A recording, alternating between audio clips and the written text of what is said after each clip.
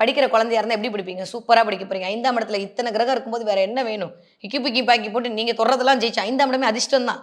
நீங்க இப்படி இப்படி போடுறீங்களோ, நீங்க சொல்ற பி தான் கரெக்ட், நீங்க போடுற சி தான் கரெக்ட். அதனால அத பத்தி கவலையே பட வேணாம். படிக்கிற பிள்ளைங்க சூப்பரா படிப்பீங்க. நெறைய பெயர், புகழ்லாம் கிடைக்கும். கன்னிராசிக்கார குழந்தைங்க நீங்க 19 வயதுக்கு தாண்டி நீங்க ஒரு 20 வயது, 40 வயதுக்குள்ள இருக்கீங்கன்னு வச்சுக்கோங்களேன், உங்களோட ப்ராஜெக்ட் எல்லாம் சக்சஸ் ஆகும். புதுசா ஒரு ப்ராஜெக்ட்ட கிரியேட் பண்ணுவீங்க.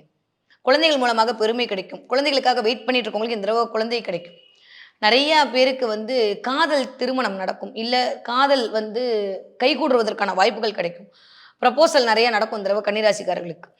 ஸோ ஓகேவா, ஓகே இல்லையான்னு சொன்னா 14ஆம் தேதி வரைக்கும் தை மாசம் இருக்கு தான். இல்ல இந்த தடவ 13ஆம் தேதி நாங்க காலி பண்ணிட்டோம். அதனால இந்த தடவ 14ஆம் தேதி வரைக்கும் வெயிட் பண்ண வேணாம். புரிஞ்சுச்சுல்ல? ஓகே. 14ஆம் தேதிக்கு முன்னாடியே இந்த தடவ வந்து நெறையா வந்து காதலும் கவிதையுமாய் பூங்கொத்துமாய் போகக்கூடிய காலமெல்லாம் கன்னிராசிக்காரர்களுக்கு இனிய மலர்ப்போது நல்லா இருக்கு. 5ஆம் இடம் ஸ்ட்ராங்கா இருக்கும்போது வேற என்ன வேணும்? ரொம்ப ரொம்ப நல்லா இருக்கு. அதனால பெருசாலாம் கவலைப்பட்டுக்க வேணாம். இந்த வயது ஒத்தவர்களுக்கு கொஞ்சம் ஜாலியா ஜில்கானாவா இருப்பீங்க. நெறைய ட்ரீட் வைப்பீங்க. நெறைய செலவு பண்ணுவீங்க. நான் சொன்ன மாரி இந்த தடவ நெறைய வீட்டுக்கு ஏதாவது வாங்கி போடுவீங்க. உங்களுக்கு மட்டும் டிஸ்கவுண்ட் ஸ்விக்கி கூப்பன்ல குடுப்பான். அடுத்தவங்களுக்கு குடுக்குறானோ இல்லையோ இந்த தடவ இந்த வயது ஒத்தவர்களுக்கு கிடைக்கும்.